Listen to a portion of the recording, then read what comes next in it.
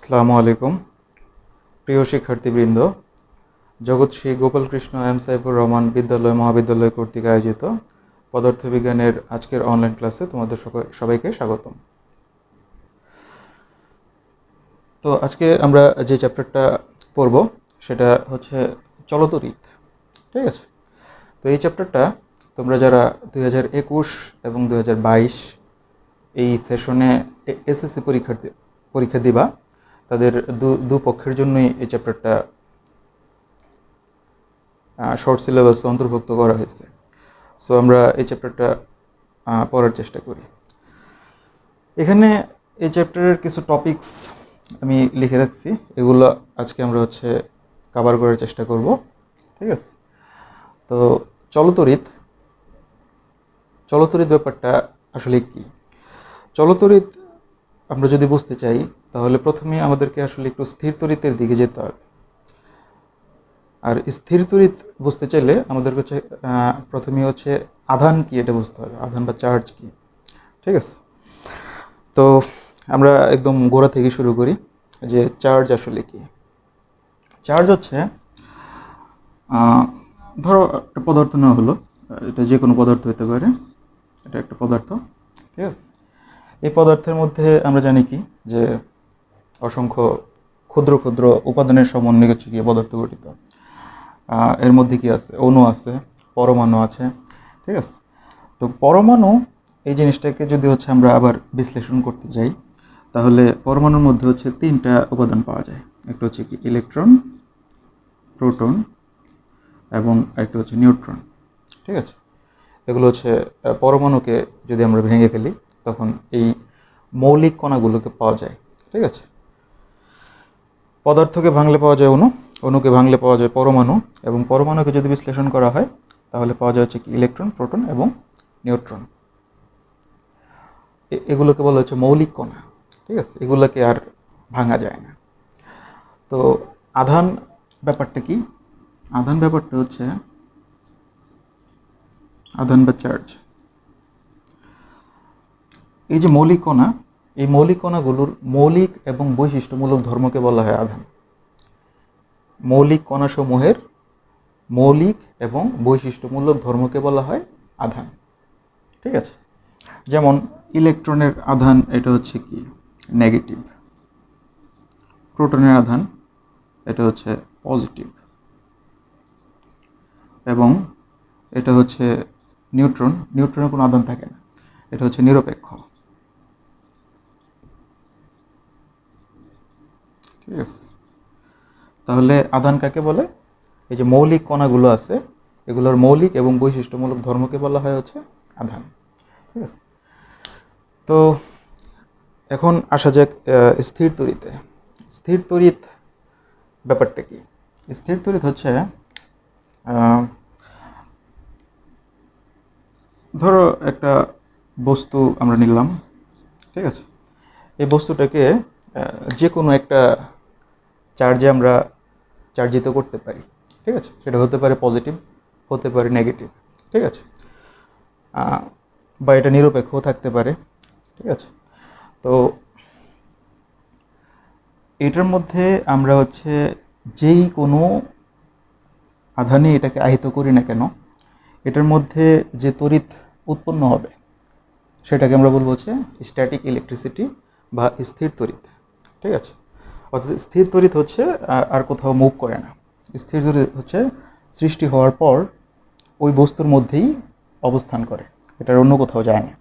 ঠিক আছে, তো স্থির তড়িৎ কীভাবে প্রডিউস করা হয় এটা তোমরা এই চ্যাপ্টারের আগে স্থির তড়িৎ নামে একটা চ্যাপ্টার আছে, সেখানে বেশ কিছু প্রসিডিউর দেওয়া আছে যে স্থির তড়িৎ কীভাবে উৎপাদন করা যায়। ঠিক আছে, বা স্থির তড়িৎ কীভাবে প্রডিউস করা যায়। একটা প্রসেসের কথা আমি বলতে পারি, যেমন ধরো এটা কাচের টুকরা, এটা ধরো কাচ।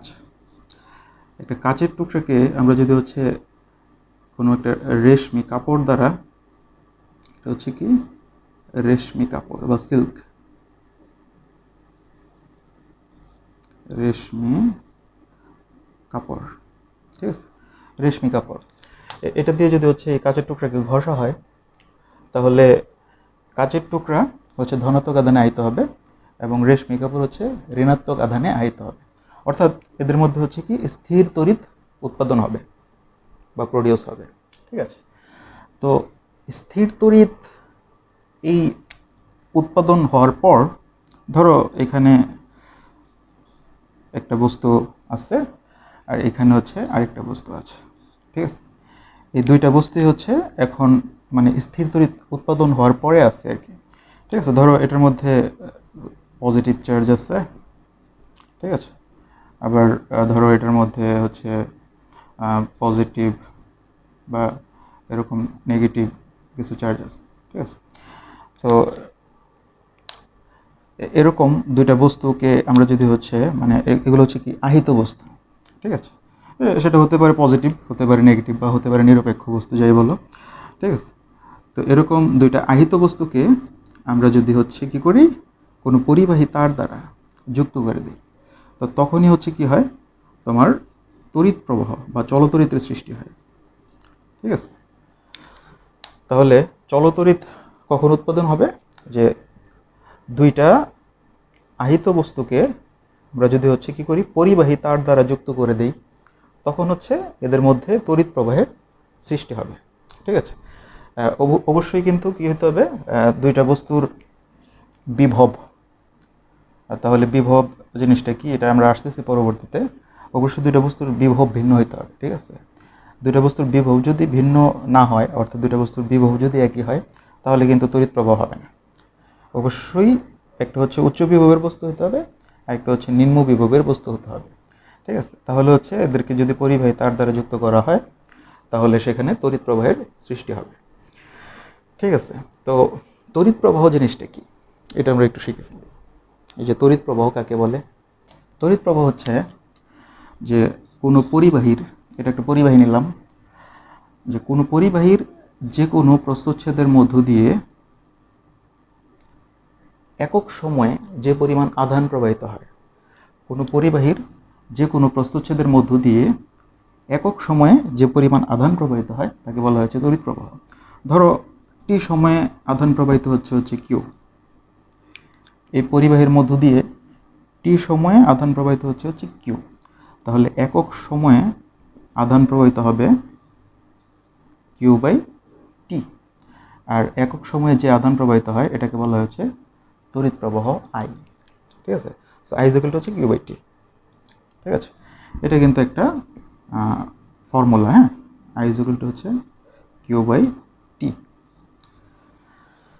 তড়িৎ প্রবাহের ম্যাথমেটিক্যাল এক্সপ্রেশন হচ্ছে I equal to Q by T. অর্থাৎ কোনো পরিবাহীর যে কোনো প্রস্থচ্ছেদের মধ্য দিয়ে একক সময়ে যে পরিমাণ আধান প্রবাহিত হয় তাকে বলা হয় হচ্ছে তড়িৎ প্রবাহ আই। ঠিক আছে, ওকে।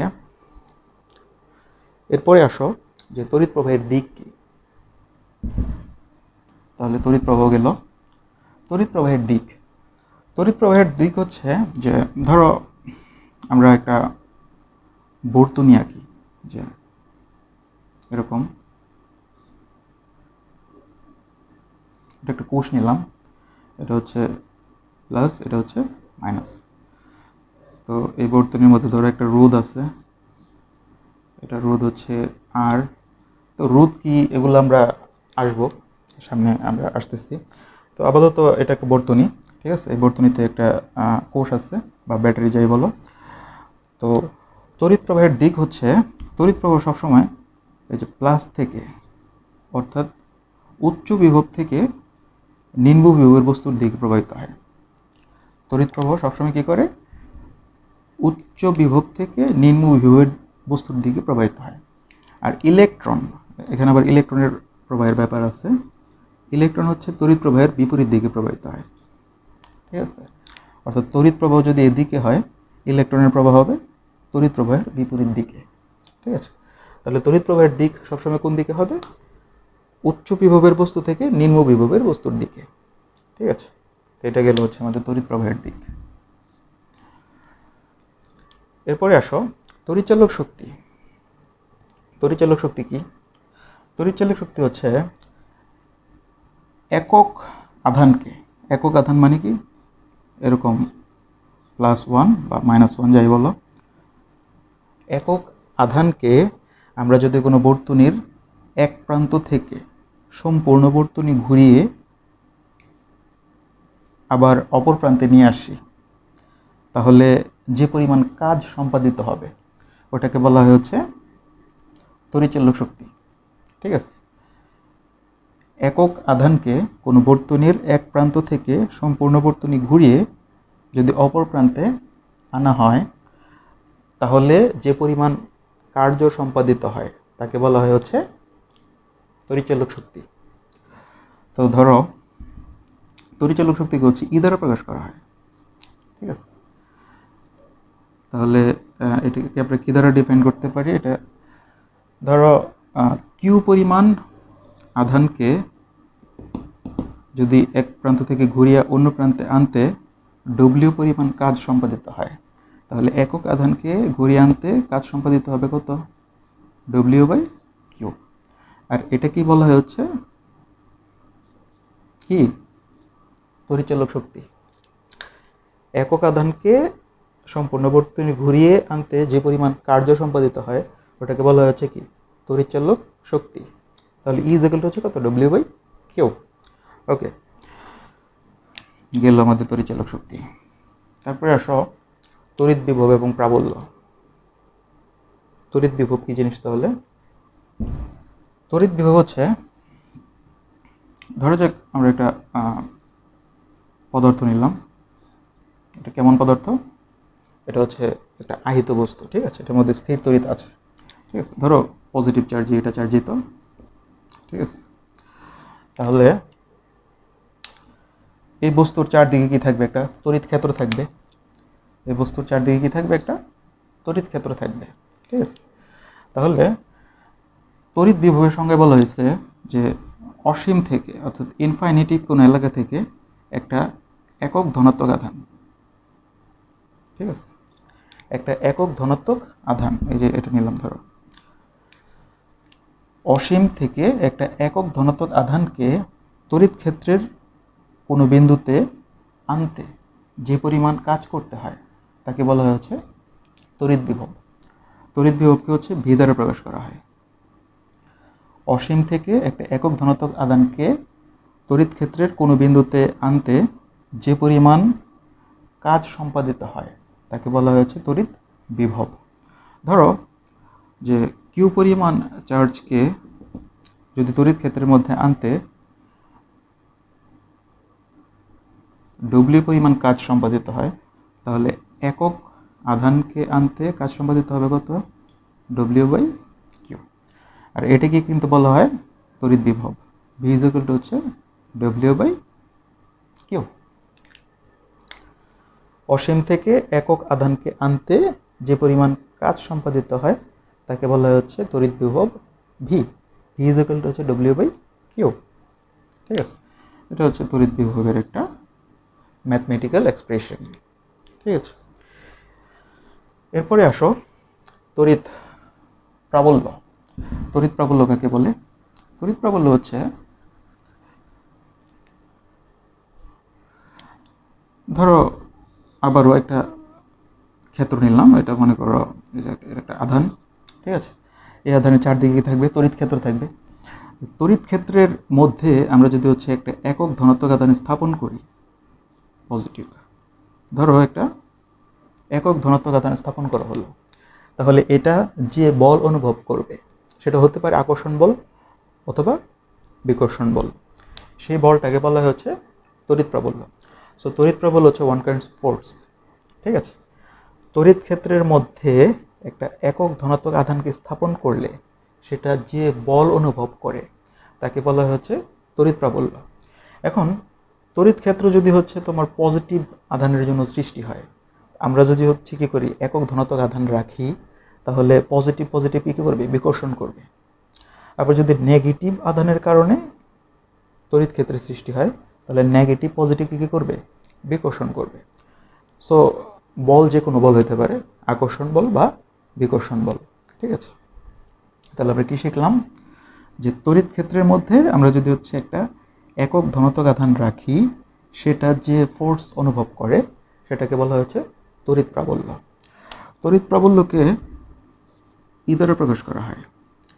তাহলে আমরা পাই যদি কিউ আধান স্থাপনের ফলে বল অনুভূত হয় এফ, তাহলে একক আধান স্থাপনের ফলে বল অনুভূত হবে কত?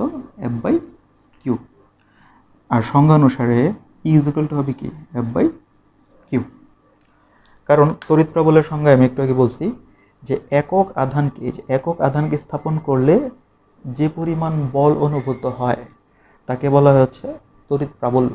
ই ইকুয়াল টু হচ্ছে এফ বাই কিউ। সো এটা হচ্ছে আমাদের তড়িৎ প্রাবল্যের একটা ম্যাথমেটিক্যাল এক্সপ্রেশন। ঠিক আছে, এরপরে আসো ওহমের সূত্র। ওহমের সূত্র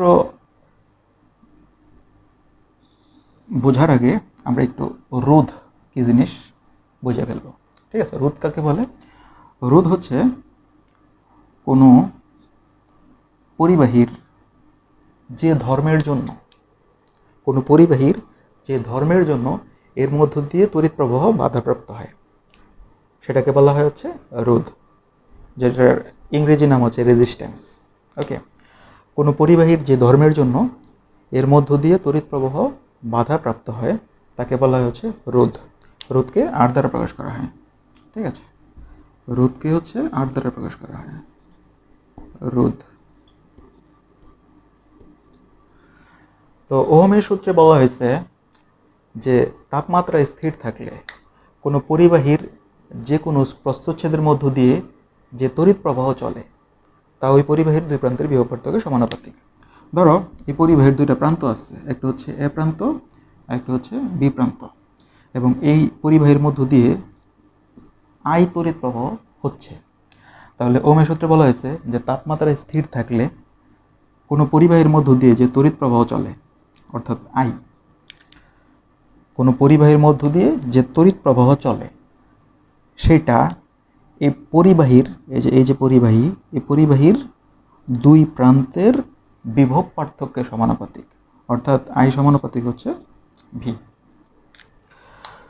তাপমাত্রা স্থির থাকলে কোনো পরিবাহীর মধ্য দিয়ে যে তড়িৎ প্রবাহ চলে তা ওই পরিবাহীর দুই প্রান্তের বিভব পার্থক্যের সমানুপাতিক। ঠিক আছে, তো এইখানে যেহেতু একটা সমানুপাতিক চিহ্ন আছে, এটাকে আমরা উঠে দিলে একটা কনস্ট্যান্ট দিতে হয়। ঠিক আছে, আই ইজ ইকুয়াল টু হচ্ছে জিভি। জি একটা কনস্ট্যান্ট, এটাকে বলা হয় হচ্ছে মাধ্যমের পরিবাহিতা। এটাকে বলা হচ্ছে মাধ্যমের পরিবাহিতা। ঠিক আছে, জি হচ্ছে কি মাধ্যমের পরিবাহিতা। সো যেহেতু জি হচ্ছে পরিবাহিতা, তাহলে জি অবশ্যই কি হবে? 1/r। কারণ পরিবাহিতার বিপরীত কি? রেজিস্ট্যান্স বা রোধ। ঠিক আছে, বাধা। পরিবাহিতার বিপরীত হচ্ছে কি? বাধা, 1/r। তাহলে আমরা এখানে আই ইজ ইকুয়াল টু জি এর পরিবর্তে বসাইতে পারি কি? 1/r। আর উপরে আছে কি? ভি। তাহলে আই ইজ ইকুয়াল টু হচ্ছে কত? v/r। তাহলে এখান থেকে আমরা পাচ্ছি ভি ইজ ইকুয়াল টু হচ্ছে আই আর। এটাই হচ্ছে ওহমের সূত্রের গাণিতিক ব্যাখ্যা। অর্থাৎ কোনো পরিবাহীর বিভব সেই পরিবাহীর রোধ এবং ওই পরিবাহীর মধ্য দিয়ে প্রবাহিত তড়িৎ প্রবাহের গুণফলের সমান, অর্থাৎ ভি ইজ ইকুয়াল টু হচ্ছে আই আর। ঠিক আছে, আর তোমরা পরিবাহিত সংজ্ঞা দিতে পারো, সেটা হচ্ছে কি? রোধের বিপরীত রাশি হচ্ছে পরিবাহিতা। ঠিক আছে, ওকে, ওহমের সূত্র গেল। এরপরে আসো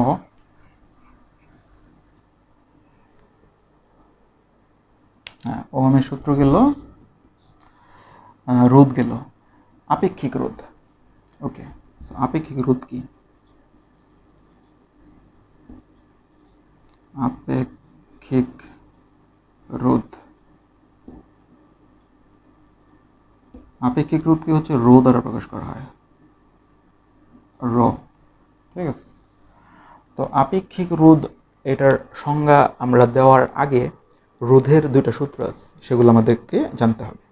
রোধের সূত্র হচ্ছে, ধরো একটা পরিবাহী নিলাম, ঠিক আছে, রোধের দুইটা সূত্র আছে, একটা হচ্ছে দৈর্ঘ্যের সূত্র আর একটা হচ্ছে প্রস্থচ্ছেদের ক্ষেত্রফলের সূত্র। তো প্রথম সূত্রটা, এটাতে বলা হয়েছে, এগুলো হচ্ছে আমরা কি পড়তেছি, রোধের সূত্র। রোধের সূত্র, রোধের সূত্র। প্রথম সূত্র হচ্ছে দৈর্ঘ্যের সূত্র। দৈর্ঘ্যের সূত্রে বলা হয়েছে যে আর সমানুপাতিক হচ্ছে এল, আর এই ক্ষেত্রে এ ধ্রুবক। এবং দ্বিতীয় সূত্রে বলা হয়েছে যে আর সমানুপাতিক হচ্ছে 1/a, এই ক্ষেত্রে এল ধ্রুবক। তো এখান থেকে খুব সহজেই তোমরা হচ্ছে সূত্রটা বলে ফেলতে পারো যে নির্দিষ্ট তাপমাত্রায় কোনো পরিবাহীর প্রস্থচ্ছেদের ক্ষেত্রফল ধ্রুবক থাকলে পরিবাহীর রোধ তার দৈর্ঘ্যের সমানুপাতিক।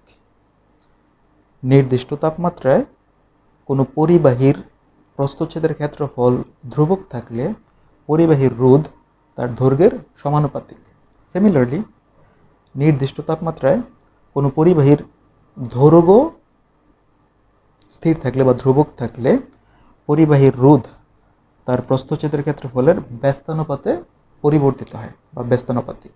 ঠিক আছে, তাহলে এই দুইটা সূত্রকে আমরা যদি হচ্ছে একটু কম্বাইন্ড করি, তাহলে দাঁড়াচ্ছে কি যে আর সমানুপাতিক হচ্ছে উপরে এল, নিচে হচ্ছে এ। এই দুটাকে যদি আমরা একসাথে লিখি তাহলে আর সমানুপাতিক হচ্ছে কি এল, আর আর সমানুপাতিক হচ্ছে কি 1/a, তাহলে একসাথে এভাবে লেখা যায়।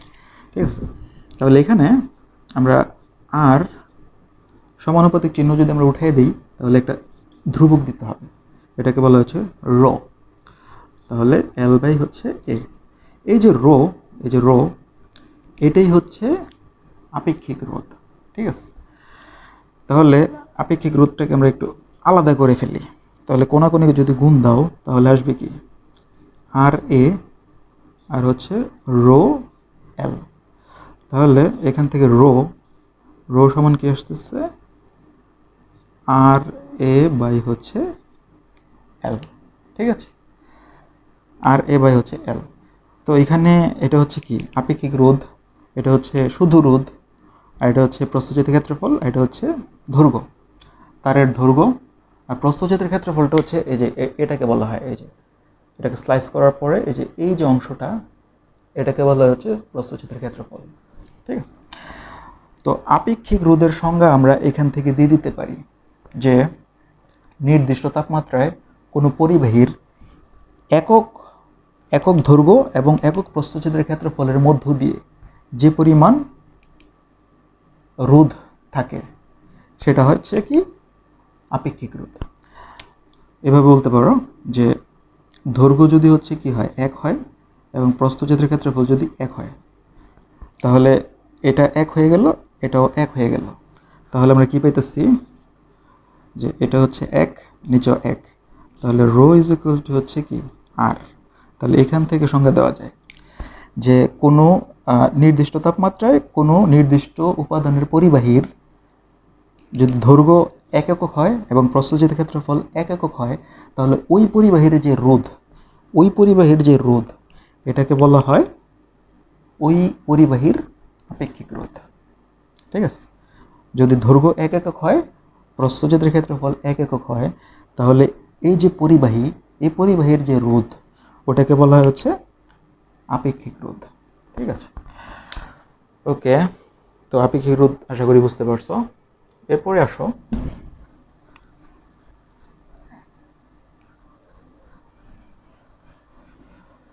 পরিবাহকত্ব। খুব সিম্পল, পরিবাহকত্ব কোনো জটিল কিছু না। পরিবাহকত্ব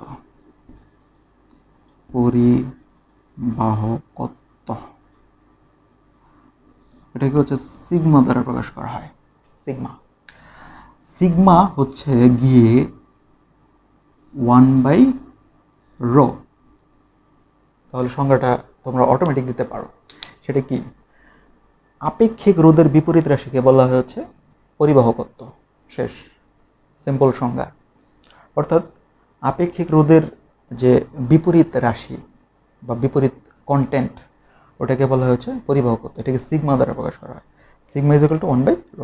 শেষ, আর কিছু করতে হবে না, পরিবাহকত্ব শেষ। এরপরে আসো বর্তনী।